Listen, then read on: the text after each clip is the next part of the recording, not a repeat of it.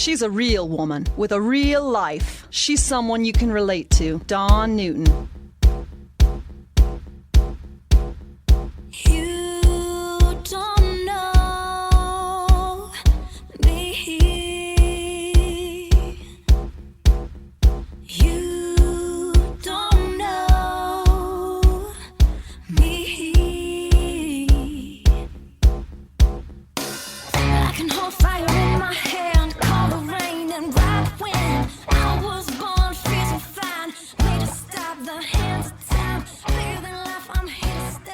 Welcome, everyone, to the Dawn Newton podcast. I am your host, Dawn Newton. How would you define our political climate today? I think I know. I think it wouldn't be a very uplifting definition or description for sure. I think we can all agree that we are miserable, that we are all exhausted, that we're all wondering, how did we get here? What happened to us? And how do we fix this? How do we come back to the table? How do we go back to having dialogue? And how do we go back to creating solutions for the issues that are important to all of us? And when I talk about issues, I'm talking the economy, racial justice, climate change, law enforcement. The list goes on and on. My guest today is a perfect person to be talking to about this. His name is Peter T. Coleman. He is a professor of psychology and education at Columbia University. He joins me today to talk about his latest book, The Way Out: How to Overcome Toxic Polarization. And if I'm being honest, Peter's work and this book gives me hope. Peter T. Coleman, it's great to speak with you. You're joining us today to talk about your book, The Way Out: How to Overcome Toxic Polarization. Thank you for joining us today. Thank you for having me, Dawn. It's great to be with you. I understand you are a professor of psychology and education at Columbia University. You've done a lot of work and written several books on conflict, disagreement, finding solutions to seemingly impossible conflicts. You've been doing this for a while. Tell us about this particular book, The Way Out. For about 20 years, I've run something at Columbia called the Difficult Conversations Lab, where we match people who are opposed on morally divisive issues and bring them into the lab, and then we study the conditions under which those conversations go well or get stuck and go terribly poorly. And so we have a couple of decades of research on that. The book I wrote in 2011, The 5%, was to some degree based on that. But over the past several years, as the political rhetoric in America heated up so much, and as Washington became more and more, shut down, stalemated, and dysfunctional, and as I just saw the degree of enmity and hate that was increasing, just not only in my community, but certainly on the internet, and then started to look into the national trends on this, I became concerned about it, and I felt like because of the research we do, we study, one of the areas that we study are long-term intractable conflict and conflicts that get stuck for decades. And this pattern of political polarization is about a 50-year pattern in the U.S. of increasingly hostile relations in Washington, D.C., increasing what they call affective polarization, contempt for the other side. And because it is one of these long-term kind of deeply ensconced patterns, cultural patterns in the country, I felt like our science and our research had insights to offer people who were looking to get out, looking to escape the attraction of this kind of dysfunction. I think one of my first questions is how did we get here? And I know it's not just recent. This has been boiling and happening for a very long time. Well, again, it depends on who you ask and how far back you look. But it does seem like in the late 1970s, our country took a turn where politics as war became more typical. This was part of a longer-term pattern of both in D.C., people were being estranged from one another and vilifying one another, and therefore finding it much more difficult to solve complicated problems together, to come together and work together. But it's also true that that's been happening on the streets. Again, since the 1970s, we've seen increasingly, animosity, our perception of the other side. Each tribe thinks the other is more extreme in their attitudes and their points of views.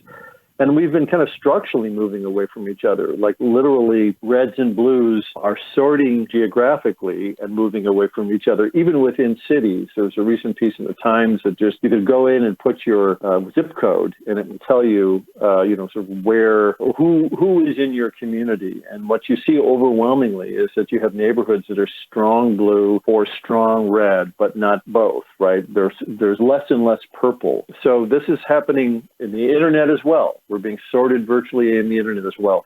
So part of what I try to explain in the book is that this isn't a simple problem. It's not just that we have different values, or there are a lot of different factors that scientists have found that are contributing to this, but it's really not any one of those things. It's how they all start to reinforce each other and align in ways that create this really strong pulls away from each other. And so to some degree, this pattern is bigger than any of us. It's bigger than your attitude or my attitude or even how we speak to each other. It's reinforced by the media, by the internet, by political, gerrymandering processes. And so there are a lot of different factors that are coming to bear on this problem, which is why it's become so seemingly intractable and so long-term. Well, you just mentioned it, and I was curious about how social media, the internet, how our media, our journalism has certainly changed. We don't just get news anymore, facts, and then let us decide. Everybody has a narrative, everybody has an agenda, clickbait. I can't imagine that has not had a tremendous impact. Yeah, they're both. I think that the business model behind the internet and behind the major platforms on the internet, the social media platforms, and the business model of a lot of news and information these days is about provocation. What tends to get people's attention is finding a conflict, finding two sides, presenting the extreme versions of those sides, pitting people against each other, because humans are drawn to a conflict. When we see a conflict on the street, people stop and look, right? Same is true as on newspaper headlines and on social media. It is the kind of coin of the realm. In fact, I tell a story in the book about going to a pop-up meeting in New York City of some of the executives of the social media platforms, and they were talking about, they wrote up on the board, what kind of dialogue should we be having on social media in order to promote a healthy virtual society? And I said, well, what do you mean by dialogue? And then there was silence. And I said, because most people mean debate. Most people, particularly around politics, means that you have a position and either I agree with it and we join forces, or if I disagree with it, then I critique you and I look for flaws in your logic. And debate is a way of communicating that is very, very culturally normative in America. Right, we're trained in debate in high school. We see it in politics. We see it in courts. We see it on television, and so we think that's dialogue. Is when I challenge you to a game of trying to win an argument, and dialogue is the opposite. Dialogue is a process of discovery and learning and openness, where people tell their stories and speak to the kind of their basic human experience. And it opens people up to understanding themselves and others and the issues in more nuanced ways. And so when I asked that question of these internet executives, there was silence. And then one of the co-founders of Facebook was there, and he said, oh, well, if that's dialogue, then there's no major platform on the internet that promotes dialogue, because it's all about competition, social comparison, confrontation, provocation. That's what sells and what goes viral on the internet. It is about the kind of outrage industry in both, mainstream media and social media. And so those structures are on top of the political divisions that have been with us for decades. So they are both accelerants of this pattern that we're trapped in. Well, there's so much emotion right now. Having dialogue or having conversation, just as you're saying, is next to impossible. And that's not just, if we're looking at our talking heads, or what we consider, I struggle calling them political leaders. The political heads that, in your introduction in the book, it talks about disdain for sides. It's like, I've got disdain for both sides. It's like, I just don't, disappointed, quite frankly. And I want to have more faith in we the people, and how we the people need to hold both sides. Everybody needs to be held accountable. The transparency and the truth. Trust is so eroded right now. It's the worst reality show possible. Yeah, you're right. This is a bad time. And your experience of being kind of fed up and exhausted and not even have the energy anymore for contempt is pretty commonly shared. There's recent studies by a group called More in Common that studies American polarization. And part of what they have found is that a vast majority of what they call the middle tribes, not the extreme wings, but the middle, are exhausted and fed up and become more and more disengaged from politics and disengaged from, social media, because it just feels kind of hopeless. And that's really why I wrote this book. It's really dedicated to, it's actually 86% of the exhausted middle majority, they call it, are fed up and kind of looking for a way out. But one of the things I do want to say is, I think you're right that what we do need is to re-engage, but people need to have a sense of how to do that. And, just sort of reaching out to somebody who has a different political view and trying to have a conversation these days can really easily backfire because we live in these kind of parallel universes and media, ecosystems, that we really have completely different facts and figures. So those conversations don't lend themselves to just casual encounters. But the good news is there are something like 7,000 community-based organizations across the country today that actually know how to bring people together across these divides, know how to set up and facilitate conversations either between, individuals or in groups of people that have a set of norms and facilitation processes that help us do this and help us begin to hear each other and listen to each other. And that, so my recommendation, if you go, there's a website called the Bridging Divides Initiative, and it's out of Princeton University. And if you go to it, there's a map of the U.S. And if you click on your area of the map, it shows you the groups that exist today in your community that are doing this work. And so what I say to people who are fed up, but really feel a need to either better understand or re-engage kind of political conversations that most of us live in. One thing that I notice is I don't see a lot of, or encouraging that piece of just critical thinking, just questioning what we're hearing, questioning what we're clicking on. Yeah.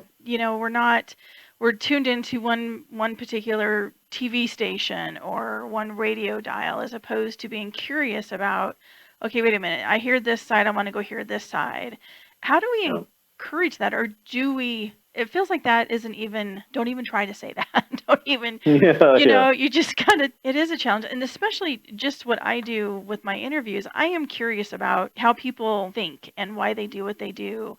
I'm very curious about so-called followers of particular political parties or events or causes. Like, how did you get there? How did you form this opinion? What experiences did you have? I mean, I really want to know these things so that I can understand, because we all have our own little enclave, our own little bubbles that we live in just because of where we live or what we do or, what we've been exposed to. And that sometimes seems to be used against us. Yeah, no, it's true. It's weaponized. I mean, what we know from psychology is that when people feel highly anxious and or threatened, then they do seek the comfort of similarity. They seek comfort in people whose attitudes are similar to those, who can reinforce.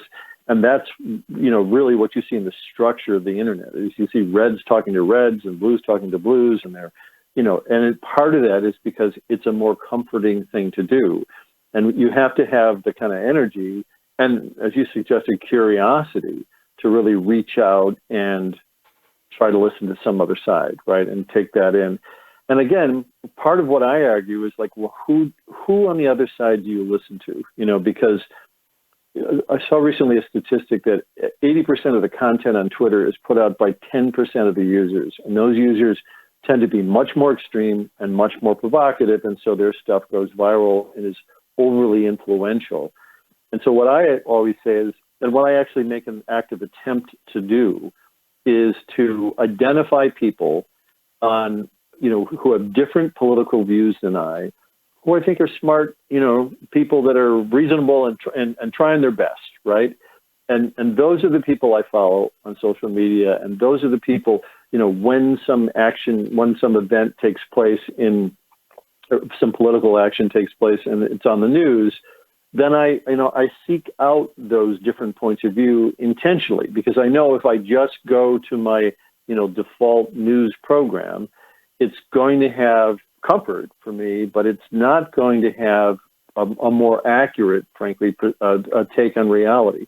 So if you really want to understand, and if you're in a place where you have the kind of energy to do that, you want to understand what's really going on, you need to have these different perspectives, because they provide a more, if they're informed, they provide a more accurate view of that. So let me give you one just specific example. There's an email service called Flipside, and this is a woman named Anafi Wahad put this together, and every day they curate 30 different periodicals, news sources, and they find, smart voices on the left and the right on any particular issue. So like in the morning, it'll be, China, the threat of China. And they'll take one issue and then they'll curate what they think are, intelligent perspectives on different sides of the aisle, and they present all of them to you in a 5-minute read on your email. And that kind of thing is intentionally seeking out not just, the nuts on either side, who are spouting nonsense, but people that, reasonably differ on these issues, but are thoughtful and informed about it. That's what we need to try to actively seek out more in our lives. What is your response to how it seems like we broad brush everything? You're either a racist, or you're either anti-homeless, or you're something, even when it comes to COVID. Because all of those situations are complicated and there's layers to them, and taking the time to understand and not polarize it and not weaponize it. But everything seems to be broad brushed, but we don't want to do the deep dive. We don't want to peel back the layers or understand. Yeah, well, part of what you're talking about is cancel culture, and cancel culture, of course, exists on both sides of the divide, right? Cancel culture as a phrase has been, a weaponized description of what happens on the left, on too much wokeness and people basically killing dissenters in their group. But that's also existed on the right forever, right? So it's that kind of purification of your group and throwing out people that think differently has happened forever. That's, I think, what you want to sort of begin with, is if you find that in your group of friends who may be likely share similar political views, because that's kind of how we hang in America, we hang with people we're comfortable with. But within that, you're going to have folks that are more inclined to canceling people that have different points of views. And I think that's a good place to start the conversation, is even within your in-group, are you able to tolerate different points of view, tolerate people that talk to members of the other side, that actually watch members of the media that have different points of view? Is there that kind of tolerance within your groups? Again, that information, that kind of, contrary information or dissent is really critical to understanding the world today. If you only have one side of an argument, you've got the wrong side, because you need to have multiple sides of complex issues. And so one way to begin to kind of actively deconstruct that in your life is to take a hard look at your own friend group and community group and the people you do talk and listen to. And is there, sufficient diversity of opinion in that group? And if not, that's where you want to start those conversations about why can't we disagree with each other and still feel like we're well-intentioned? Why do we have to vilify anybody that goes, further out on an opinion than we're comfortable with? Well, and also I think just looking within ourselves, how did I come to my opinions? What brought me to this view? When I was younger, it was my parents, because that's what I didn't know any different and didn't think to question it. And being curious about just yourself and how you came to the views and opinions you have. But at the same time, it's okay to disagree. It's okay to have difference of opinions or views. And I think that's one of the other pieces is, I guess, letting people know it's okay. It's okay. It's really okay. You're absolutely right. I mean, again, any issue people have to feel some degree of ambivalence around. When we take something like immigration and boil it down to build a wall or don't build a wall. Well, that is taking this immensely complicated set of dilemmas and hyper simplifying it, right? And that's sort of what we get sucked into. But if you can come to terms with your own ambivalence and your own lack of knowledge and information about these things, that's at least an honest place to start. There's a really interesting thing in research called social identity complexity, and what they find is that most of us have multiple group identities, right? I'm a white guy, I'm a professor, I'm a father, I'm a Cubs fan, I'm a this, I'm a that, right? I've got all these kind of group identities, and if you look at those, if you look at the groups that are important to you, what you can ask yourself is, are they all pretty aligned, right? I'm pro-choice, I'm green environment, am I all kind of lefty liberal in my perspectives, or is there some more contradictory group memberships that I have in there, things that kind of push back on that? And what they find is that those of us that are, for example, homosexual and diehard Republicans, right? Those of us that hold those kinds of more contradictory identities are much more tolerant and accepting of others, right? Of others who are different from them, because they internally have those contradictions. The reality is we all have those contradictions. We just don't identify them. We don't come to terms with them. We're not comfortable enough with ourselves to sort of accept them. And the more that we can do that, the more comfortable we are with accepting others' differences and other different points of view. It's fascinating watching this. My jaw drops a lot. It's like, oh my gosh, you can't make this up. Well, it is an extraordinary time. We are in an extraordinary time, and the Trump approach to leadership and the presidency, he is a divisive leader. He does pit one side against the other in order to gain power and hold on to power. That's his style. He's not the only political leader that's done that. Certainly history has many of those, but he was not a uniter. He was a divider and was very good at that, right? But he's not the only problem. There was fertile ground for that kind of leadership. And as I said, the media does that. Social media does that. There are major kind of structural forces that are part of this. And this is why this has been 50 years in the making and getting worse and worse every day. And it's why we're seeing spikes in hate crimes and political violence and those types of things, because these things culminate in places where people become completely intolerant of the other and lash out. That's what we have to lower the temperature on. We really have to figure out, how do we learn to disagree with people that we disagree with in ways that don't essentialize them, vilify them, and ultimately lead to violence. And I have to say, and we the people, my neighbors, my community, the people, the voters, we put these people on these pedestals, whether it's Trump, Biden, whomever it is. They're a figurehead. They don't necessarily represent me. Maybe they represent some of me, but not all of me. Yeah, we put so much on that person that's in that position as a definition of who we are. And we need to revisit that. I feel this is who is in that position for this amount of time, but that doesn't define us, and we can overcome that and still stay together. I always think about the car accident, or when there's a tragedy or a neighbor is in need, and we all come together to help for that one cause. Whether it was 9/11, whether it's a solar eclipse, whether it's whatever it is, we can come together, and we're not seeing blue or red or whatever. We're just coming together as humans for a really cool reason to give back. And we don't ever stop and, are you red? Are you blue? Or who are you? Yeah. We're able to do it, Yeah, we typically are. And in fact, that's one of the things that was the most concerning to me around COVID, is that COVID should have been that moment. It should have been a moment where we as a nation, we as a species came together and said, whoa, this is a terrifying threat, biological threat coming at us. We need to all come together and fight this threat.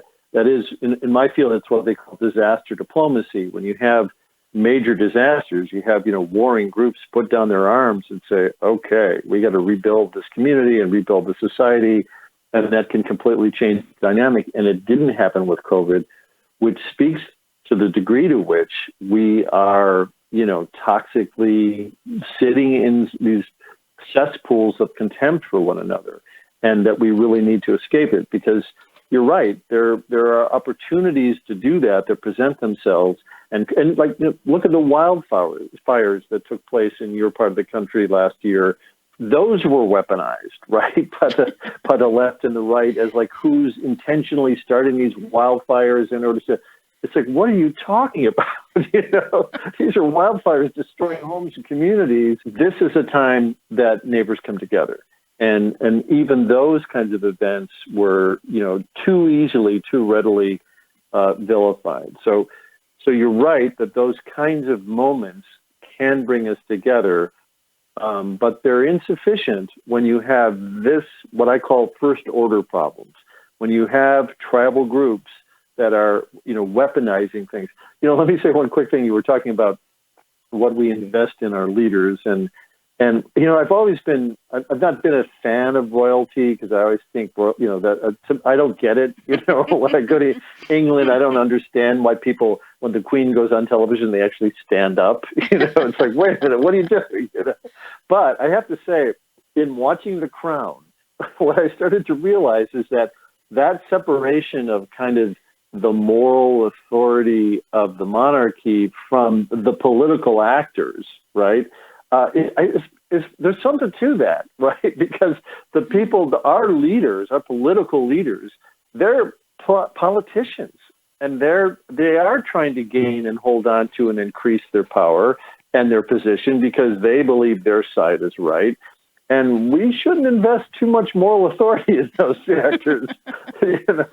We need some other place to find that. It is. It's an interesting time, and I want to say we people need to get our, take our power back. But even me making a statement like that, somebody could be like, "Oh, that's triggered me." When you say take your power back, that means let's come together, let's unite, find a common ground, and I think we really do want the same things, but man, it's so distorted right now. It is distorted, but you're right that I think that what I hear in that statement is the middle need to re-engage, right? Because you have, in some ways, we're being manipulated and controlled by the extremes, whether it's extremes on the internet or extreme politicians, or those are the folks that are telling the story about what our society is today. And what happens is the exhausted middle disengage, right? Because they just don't see, they don't want it, they don't see it, they don't need it. Well, we need to re-engage them.